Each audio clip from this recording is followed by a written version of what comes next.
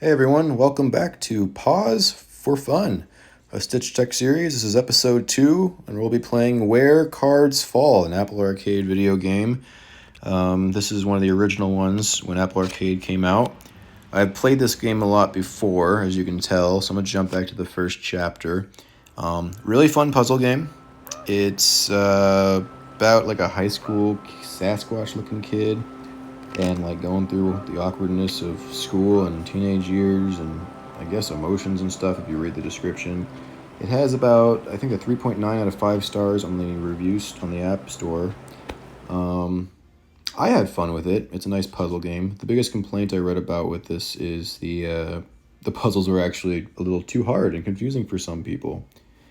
But overall, I mean, it's a nice, relaxing puzzler. You get to build these little houses of cards to solve mazes to get from point A, where you land, to point B, the door.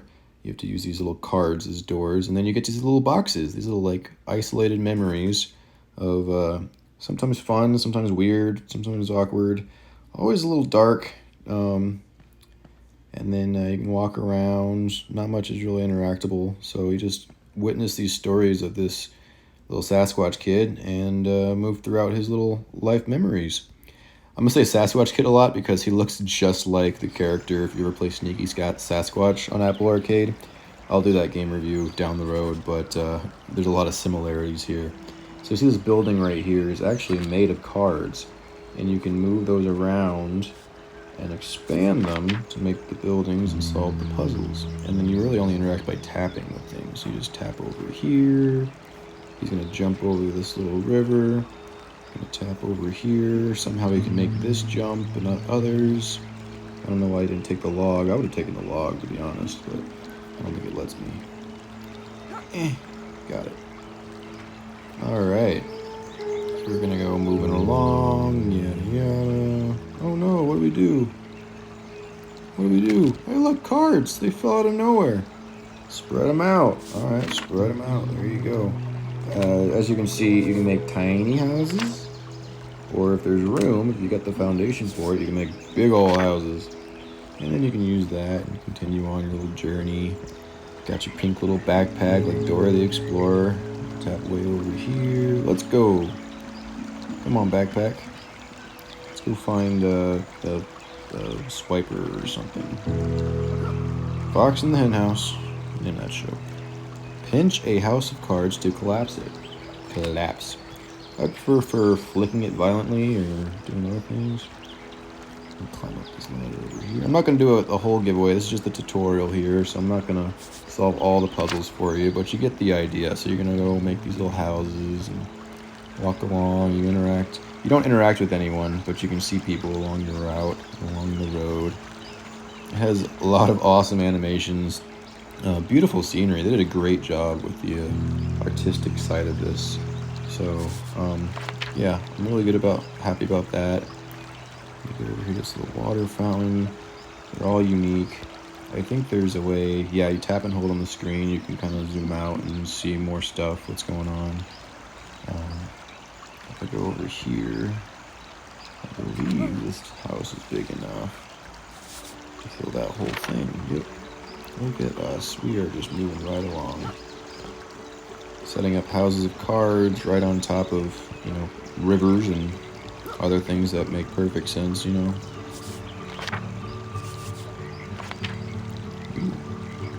that got big.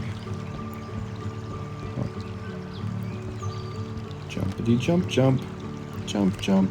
Oh look, so you see that little card over there that stood up? That's like the portal doorway thing to how you get to where you're going. So let's see here. Actually, get back over here. Can't see. Can I do this? No, I cannot. Okay, you're gonna make me work for you, huh? So this guy gotta get out of the way. And that's, I guess, why some people are flustered and frustrated with the reviews. Is like you really have to do a lot of trial and error sometimes with this just to get the cards where you need them to go. Let's see if that's enough. I don't think that's enough. So I got the cards over there, so I'm gonna make this one bigger. There you go.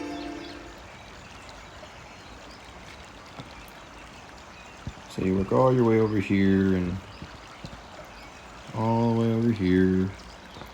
Go to this little card, little completion card.